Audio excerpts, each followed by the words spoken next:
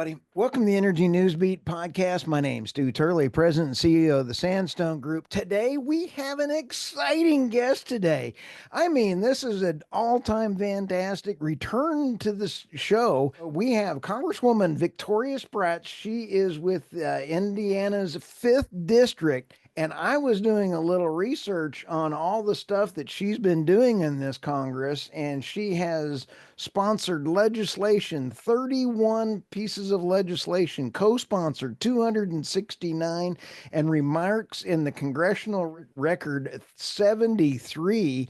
And you are running around trying to save our republic. Thank you for stopping by. Thank you. Well, thank you for having me. I think Republic is in trouble, but we're not going to let it fail. And I think we had a good election in November and have a mandate from the American people to govern. And now is my job to make sure that my institution will start governing, which is a very, very difficult task. I'll be honest with you. It's been mismanaging, this country and our responsibilities for a very long time. Our listeners are so concerned about President Trump's mandate to cut energy prices in half. And when we have the budget going on right now, I'm going to tee up a couple different questions here and then let you kind of rumble with them. Have you been able to, do you know the new Energy Secretary of Energy? Have you ever met Chris Wright? He is a cool cat. So I don't know if you've met him or not, but you have Doug Burgum, you have Secretary Chris Wright, hopefully coming in, and then you have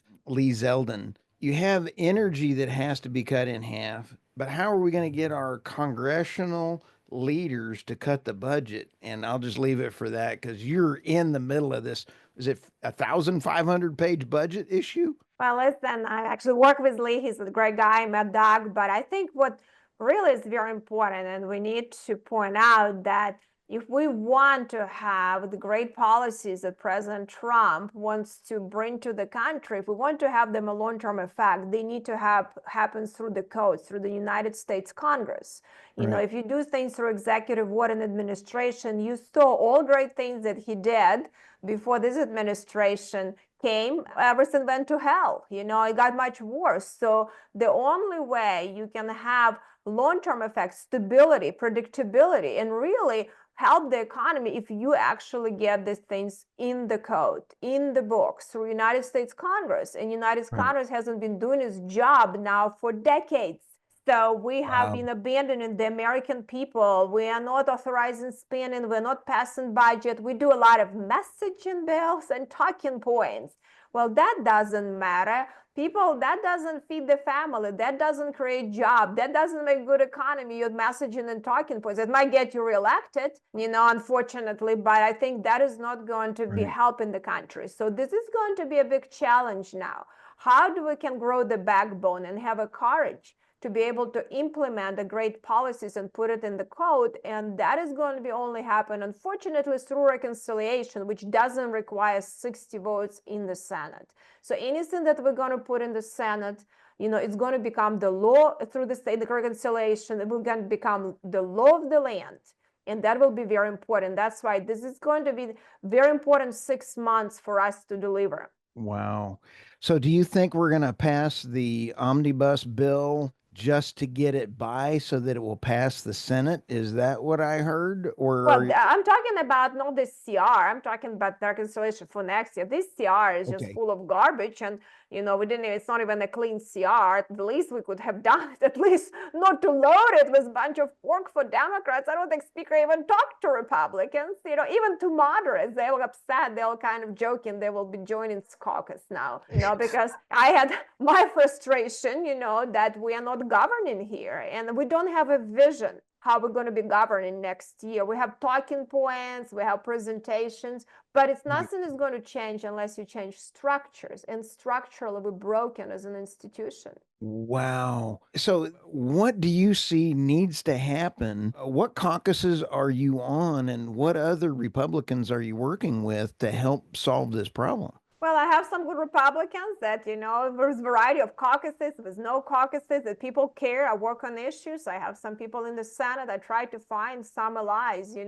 All wars and revolutions were not done by majority, but it takes more than one, okay? You have to have a little bit more than one person. And we do have people that care. And I Right. think tight majority will help us because it will just take only a few of us are going to say enough is enough. We're going to make a difference. We're going to start, governing for the people and not to be afraid to challenge the machine. And I think you can always Right. find few. And I've been talking to my colleagues, but I think we'll have to put pressure on the leadership of this institution to change some of these business unusual structures and help President Trump and his team to deliver. And I haven't seen it yet. I'll be honest with you. We are still, muscle memory is very Right. strong in Washington, D.C. I've seen a lot of promises. Well, of course, when people wants to get leadership positions, they give you promises. I've heard that story not Right. from one speaker, and then they don't deliver from their promises. And that's the challenge we have. And then it's hard to have that accountability for the speaker. That's why we had that motion to vacate, because that's the only way you can actually put pressure on the speaker and say, well, you need to stop lying. You have to actually doing what you promise. Otherwise, as soon as they get elected to this position, they know that they can just sit there. You cannot get rid of them. And then they do whatever they want and start Yeah. making deals in the swamp instead of serving the people. Congresswoman, you were born in Ukraine and you are a breath of fresh air for me. Thank you very much. I mean, Listen, this is huge.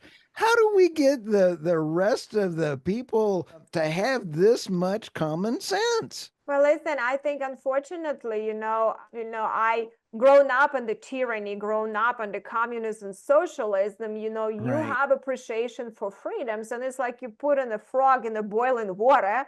I think a lot of Americans been boiled slowly and they didn't Right. even realize what is coming. And now they're like, OMG, how complicated, it became. And the government Right. wants to make things complicated. So they confuse us and then they do whatever they want. Why these bills have over thousands of pages? For a reason. Why they put in last second? They try to jam that you don't even know what is in there. Why they will try to follow, even not to follow 72-hour rule, because they want quickly that you don't even know. So you don't wake up and like, OMG. And then try to say like, oh yeah, we'll give you some money so you can sell your voters like you're so great, right? So just stay Wow. with me. We're going to make sure that PACs are going to have, good money for you. We'll put you on some committee that make it look like you're doing something there, but it's going to sound good. Like you're going to do presentation in the districts that we're doing something, right? So we're going to help you out. Just vote for this garbage, and then we can be selling lies to the American people, and we'll give you money to Right. sell lies. And that's become a sad reality. And it's been continuing to the point that like the Republic is in huge trouble. We're in a calamity course. It's like a Titanic.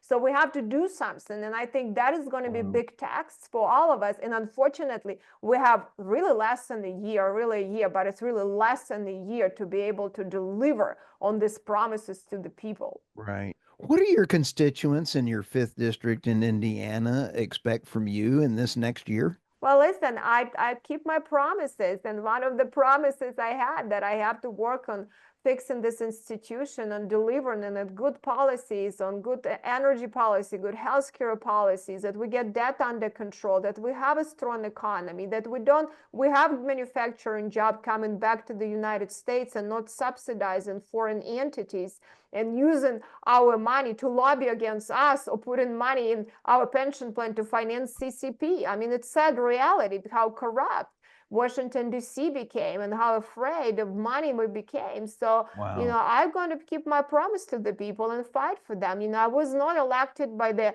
leadership of my party or establishment of my party. A lot of money, both parties spent millions of dollars, tell the craziest things about me.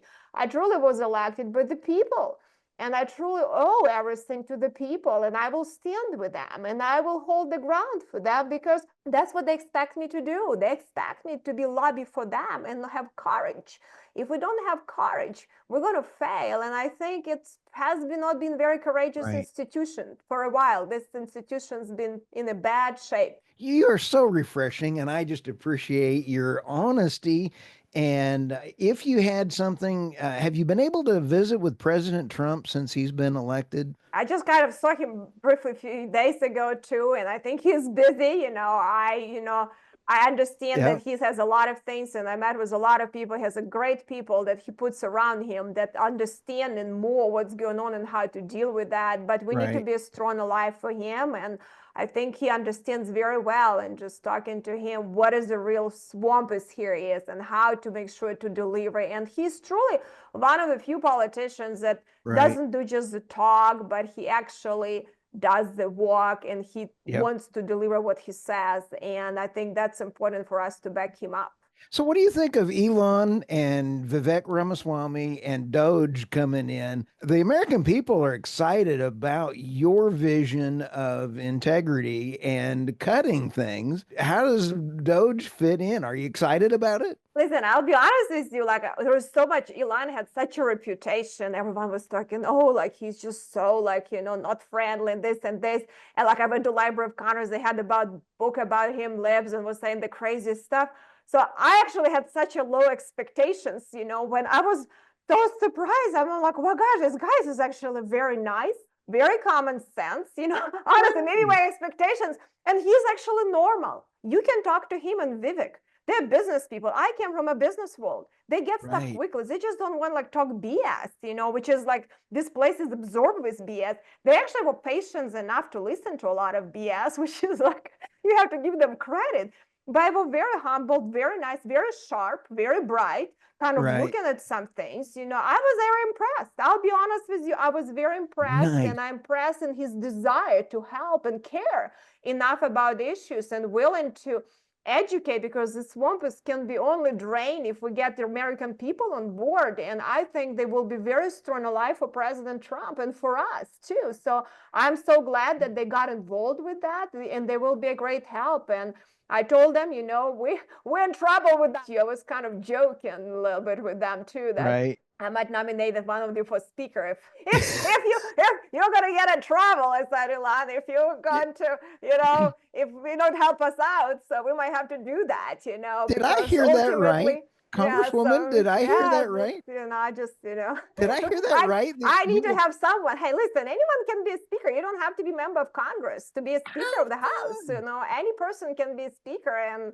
I will take anyone who has a backbone and leadership and courage. That's important for me. So, but because that's going to be very important times. Having Vivek or Elon as Speaker of the House would be an absolute hoot. I think it would be great. You're gonna get me in trouble here, but I Oh, think, I no. don't know if they would want to take that job, but they would do a great job. I have no doubt about that, because they're looking outside of the box. They came from the world, Yes. of real world, of common sense, where in the business world, when you have to deliver, not from politicking. So I kind of, enjoy talking to them, and truly they care about the country and how we can restore this republic back. And I think they understand that the time is Right. running out. Do you see, and this is a little bit off topic from Congress and the rushing bill. I know we only have a few more minutes, but I'm hoping that we see an end to the Ukraine war here really quickly. And the deindustrialization of Europe has happened because it hasn't had cheap Russian natural gas. The Ukraine pass through pipeline is not looking to be signed in again. President Zelensky said yes, he was going to sign it or look to renew it. And now it's not. That's a mess over there. And I hope President Trump and everybody gets that thing solved quickly. Do you have any insights there? Well, listen, obviously, Soviet Union was not taken down by weapons, right? You had energy policy and access to financial markets, and we did neither one, and we launched one domestic energy production, which would help. Who is benefit from that? We did put sanctions on Russian oil, but we definitely want to destroy American oil and gas. I mean, this is kind of as stupid as it gets, So we help in Russia to finance their bloodshed, with in China helping them too, and we did nothing us into China. So, I mean, it's almost like hypocritical what we're doing. So we have no strategy. We're not dealing properly to deter them, and we don't have the strength. So I think Putin is now nervous. He understands that he needs to talk to President Trump. He understands that President Trump means business, and he is not going to let him continue this bloodshed. It's a very difficult situation now because it was mishandled for such a long time. So he's going to inherit a mess, but we have to deal with that and figure out what to do. And then ultimately, it will be up to Ukrainian people too, who they elect. People pay high price for leaders they elect. We're paying with money, they're paying with blood. So they need to think about it.